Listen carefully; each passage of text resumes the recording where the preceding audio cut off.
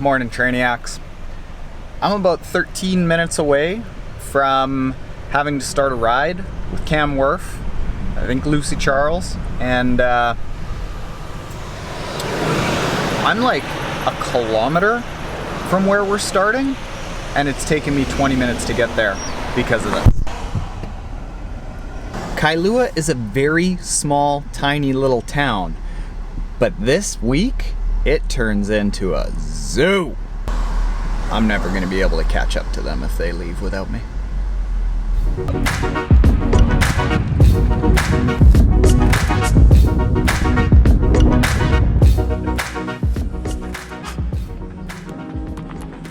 Hour 20 in and dropped. You guys all pretty happy with yourselves now? We weren't that concerned about dropping you going up. We're actually more concerned about you getting down. Go for a ride with Cam Worf, they said. It'll be fun, they said. 3 hours into it, I've been dropped twice. I'm out of water, I've been out of water for 30 minutes. I'm bonked. Oh, yeah.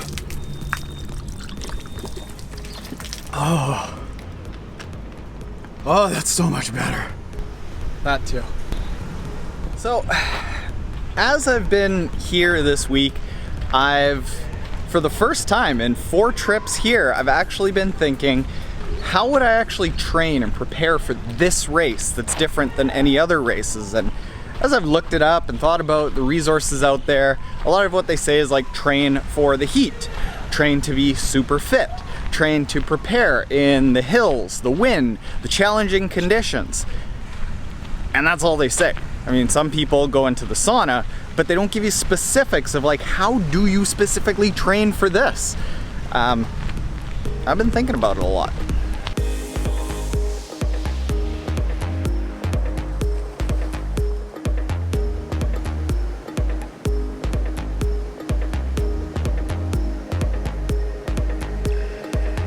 So that right there is the swim course. And thinking back to all of the previous swims that I've done on the swim course and what I did yesterday, as you're swimming into the swim course, the current isn't coming straight on. It's not coming straight from one side or straight from the other or straight from behind. It's coming at like, sort of like a 45-degree angle.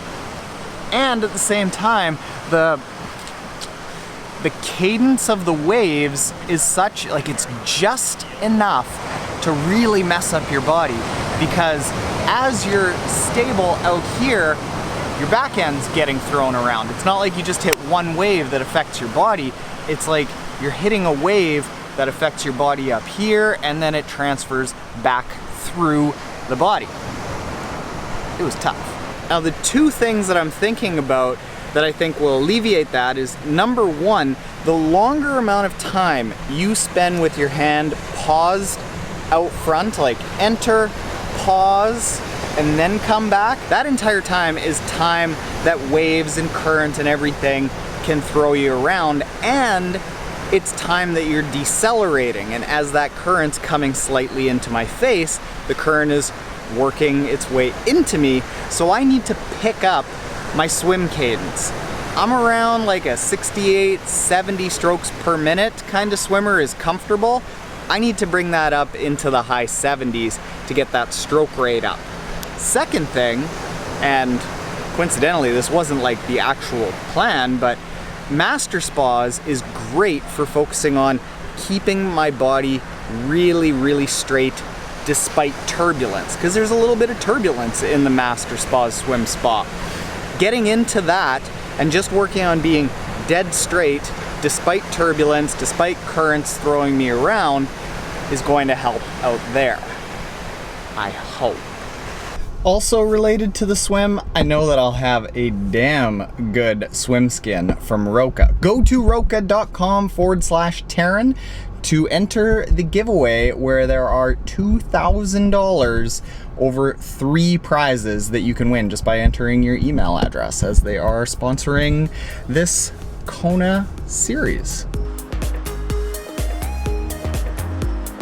And then when it comes to the bike, out there today, I think that I caught a taste of what it's normally like.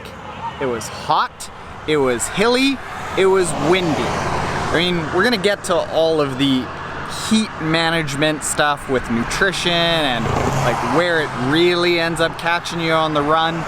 But out here, if you think about the cyclists that do the best in the pro ranks, it's not the super light athletes like the Patrick Langas of the world. It's the more muscular athletes, Lionel Sanders, Cameron Wurf, Sebastian Kienle, even Jan Frodeno, the bigger, stronger physically athletes that can handle that crosswind that's gonna push you sideways and try to make you unstable. Those hills where you need to have some surges coming up and you've got to be just physically strong.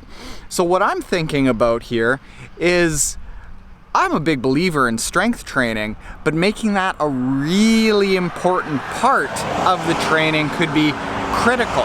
In addition to that, you know that I really like low gear work where you're on the bike and you're grinding that 60, 70 cadence. But when you do that, it's easy to over to the side. That's making you unstable out here in the crosswinds. It's getting you used to basically maneuvering the bike, but you don't want to.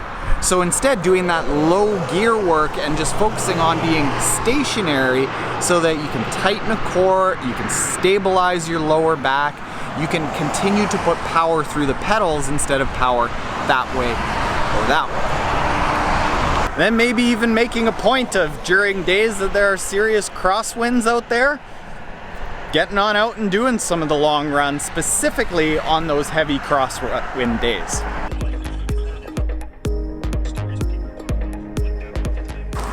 And then here on the run, well, that's gonna be the biggest challenge for me. It's gonna be the biggest challenge for everyone, because your heart rate tends to go up on the run, period. It happens for everyone. But in my case, when my heart rate goes up, I burn a ton of calories. Like apparently, according to the testing, at about 160 beats per minute, I'm burning almost as many calories, working almost as hard as Terenzo Bizzone absolutely maxed out falling off the treadmill. So I need to do a couple of things. Number one is I need to become more efficient running. I need to make sure that I am burning fewer calories. I need to make sure that by running more frequently, more often, I make that workload a little bit less. So even if I am up to 160 beats a minute, I'm not burning as many calories and like burning through all of my energy stores and basically getting to the point that I can't even eat enough to maintain that, shutting me down.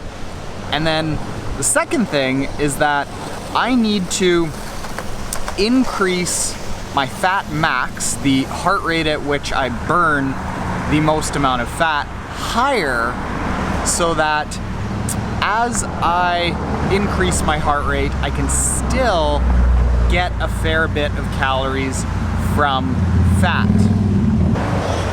Because it's gonna be so hot and because my heart rate's gonna be higher, it's gonna be harder to take in fluids, it's gonna be harder to take in anything in my gut. So if I can supplement those required calories that I'm gonna have a harder time taking by increasing my fat max so that I can burn a little bit more fat, get more calories that way from my body fat stores, that might help. And then of course, I've gotta put an increased focus on nutrition, particularly because I'm a heavy sweater, because I'm a very salty sweater. I need to really, really dial in the amount of fluids that I take when I get hot, because I haven't really ever focused on super hot weather nutrition planning. And as I'm learning out here, it's a total different ball game. I need to increase the amount of sodium that I take in. I need to increase the amount of fluids that I take in. I can't screw any of that up. And then of course beyond that, I need to figure out why I put on that 10 to at sometimes 15 pounds this year despite training more, because if I'm heavier, that's gonna be more weight that I gotta carry around. My heart rate's gonna go even higher, and it's gonna be harder for me to cool myself down. This is gonna be a big project. Of course, I need to qualify for Kona first. So this has been a real eye-opener, Trainiacs.